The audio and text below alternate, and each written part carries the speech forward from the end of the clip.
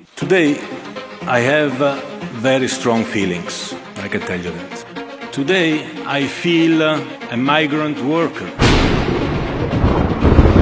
Saya fikir pemain warisan ni kita perlu lihat dengan natural player. Natural player ni dia tak ada kaitan langsung. Saya ada ibu atau ayah dia adalah orang Malaysia. Orang Malaysia lah, atau yang itu orang Indonesia lah. Jadi mereka ni ada layak mendapat pasport dan boleh bermain.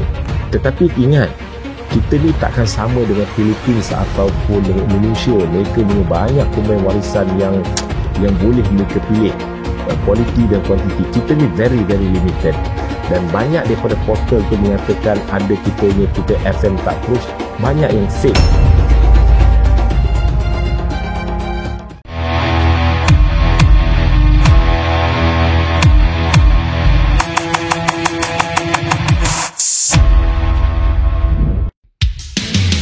Komite Disiplin FIFA telah resmi menjatuhkan sanksi kepada Asosiasi Sepak Bola Malaysia atau FAM dan 7 pemainnya atas pelanggaran pasal 22 Kode Disiplin FIFA terkait pemalsuan dan penggunaan dokumen palsu.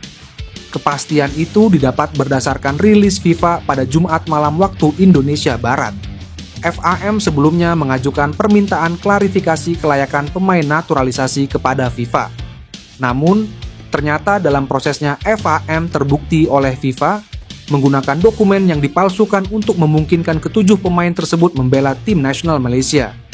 Para pemain tersebut tampil dalam laga Malaysia melawan Vietnam pada 10 Juni 2025 dalam babak ketiga kualifikasi Piala Asia 2027.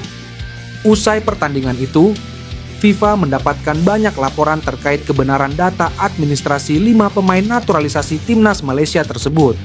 Setelah melalui proses hukum yang berlaku, Komite Disiplin FIFA meninjau semua bukti yang ada dan menjatuhkan sanksi, yaitu FAM dikenai denda sebesar 350.000 franc Swiss. Kemudian masing-masing dari 7 pemain timnas Malaysia, yaitu dikenai denda sebesar 2.000 franc Swiss. Ketujuh pemain tersebut juga dijatuhi larangan berpartisipasi dalam seluruh aktivitas yang berkaitan dengan sepak bola selama 12 bulan, berlaku sejak tanggal pemberitahuan keputusan.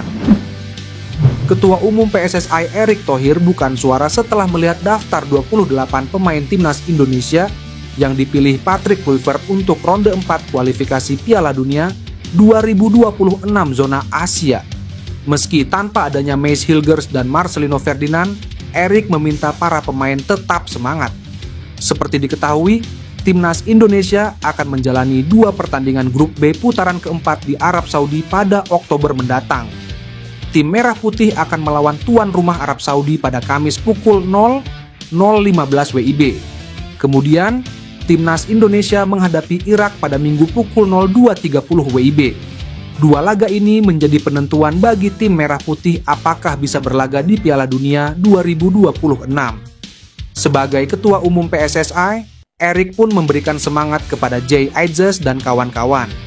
Semangat berjuang untuk Indonesia Garuda, tulis Erick Thohir.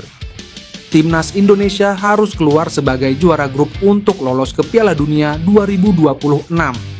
Itu artinya menang dalam 2 pertandingan ke depan adalah pilihan aman.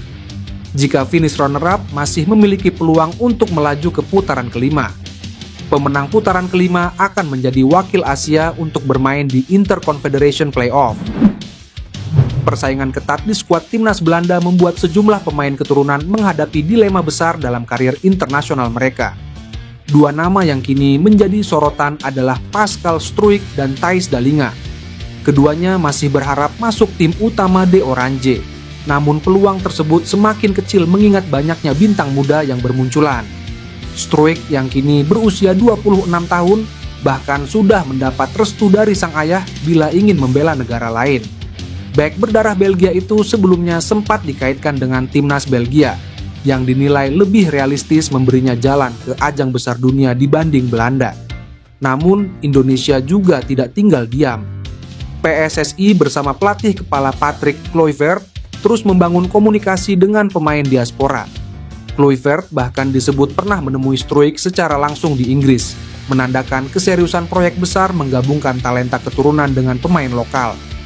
kehadiran mereka membawa warna baru bagi timnas Indonesia di level senior. Dengan tren ini, Indonesia berpeluang menjadi pilihan strategis bagi pemain keturunan yang sulit menembus skuad utama negara asalnya. Kini publik menantikan apakah Struijk dan Dallinga akan mengikuti jejak para pendahulunya untuk berseragam merah putih. Calvin Verdonk mencatatkan statistik apik saat LOSC Lille membungkam SK Brand 2-1 di matchday 1 Liga Eropa 2025-2026. Ia tampil penuh dalam pertandingan itu. Kemenangan ini menjadi catatan manis bagi Verdonk. Ia tak menyia-nyiakan kepercayaan yang diberikan pelatih Bruno Genesio. Bek timnas Indonesia itu sukses mencatatkan statistik cukup baik setelah bermain tak tergantikan dalam 2 babak. Ia tampil setelah satu-satunya pesaing, yakni Peraut belum bugar. Verdonk bermain cukup solid di lini pertahanan dengan catatan 4 intercept, 4 tackle, dan 3 sapuan. Ia juga memenangkan total 7 duel dengan pemain lawan, baik ground duel maupun udara. Soal urusan menyerang, Verdonk lebih aktif. 1 umpan silang serta 10 percobaan umpan panjang dicatatkan oleh mantan pemain NEC Nijmegen tersebut. Puncaknya, Verdonk mampu melepaskan kipas atau umpan kunci untuk gol pertama Lille. Operannya mampu memecah kebuntuan serangan Lille di awal babak kedua. Media statistik SofaScore kemudian memberi nilai 6,9 atas performa ciamik Verdonk. Tentunya ini menjadi catatan positif sebelum membela timnas Indonesia di putaran 4 kualifikasi Piala Dunia 2026 zona Asia. Pemain Indonesia, Elkan Baggett, tidak dipanggil timnas Indonesia untuk kualifikasi Piala Dunia 2026 putaran keempat. Ini menjadi keempat kalinya Elkan Baggett absen dalam jeda internasional 2025 sejak Patrick Kluivert melatih Garuda.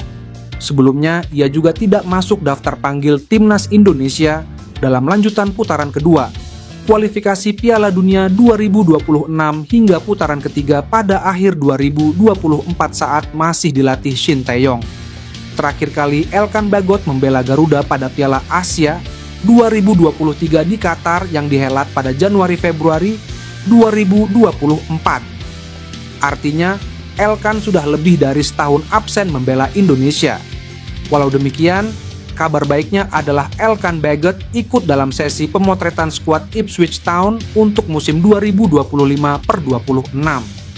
Ini terlihat dari rilis klub Liga Inggris Championship tersebut pada Kamis, 25 September 2025. Pada rilis foto skuad musim 2025/26, Ipswich Town berisi 27 pemain termasuk Elkan Baggett.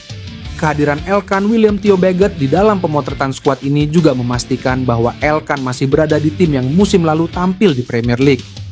Ia tidak dipinjamkan seperti musim-musim sebelumnya, setidaknya hingga paruh pertama musim ini berakhir pada Januari tahun depan.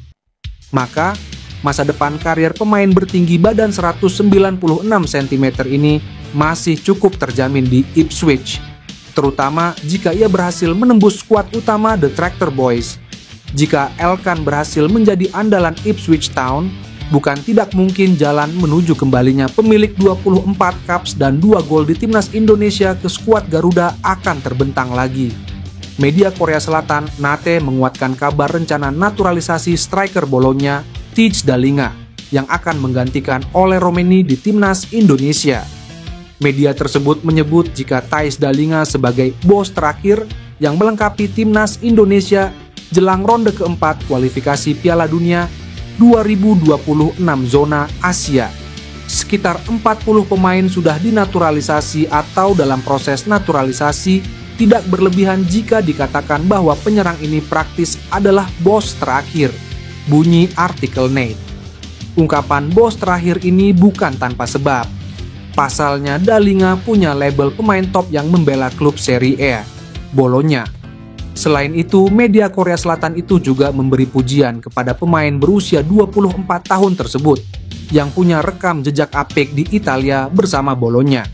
Bahkan Nate juga menyebut jika penyerang berpostur 190 cm itu akan jadi pemain termahal Indonesia jika berhasil dinaturalisasi. Rumor keturunan Indonesia dari Tanjung Priok membuat Dallinga semakin menarik perhatian publik. Di media sosial, warganet ramai-ramai meminta PSSI untuk segera mengambil langkah konkret. Jika rumor ini benar dan proses berjalan mulus, Dalinga bisa menjadi tambahan signifikan di lini depan timnas Indonesia. Pengalamannya di pentas Eropa bisa membawa Garuda tampil lebih tajam dan kompetitif menghadapi lawan-lawan berat di ronde keempat, kualifikasi Piala Dunia 2026.